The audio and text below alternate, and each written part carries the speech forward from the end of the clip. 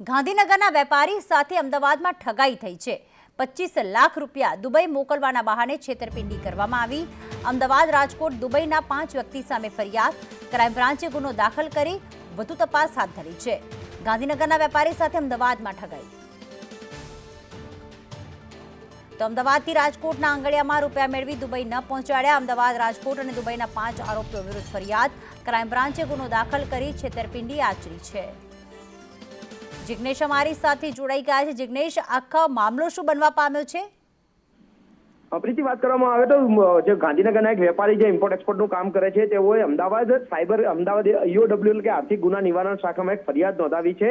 તેમણે 25 લાખ રૂપિયા તેમના ભાગીદારને દુબઈ મોકલવાના હતા, પરંતુ તે રૂપિયા તેઓએ હવાલા મારફતે એટલે કે આંગળીયા પેઢી મારફતે દુબઈ મોકલવાનો પ્રયત્ન કર્યો હતો અને તે રૂપિયા પોતે આંગળીયા પેઢીમાં જમા કરાવ્યા હતા, પરંતુ વચોટિયા જે આરોપીઓ હતા તેઓએ દુબઈ ન મોકલી તેમની સાથે છેતરપિંડી કરી હતી, જેમાં દુબઈના વિકી શાહ, અમદાવાદ અને રાજકોટના સુનિલ સોની, વિશાલ ઝાકળ સહિતના જે અન્ય લોકો 5 લોકો છે તેમના વિરુદ્ધ ફરિયાદ નોંધાઈ છે અને પોલીસે વધુ તપાસ હાથ ધરી છે।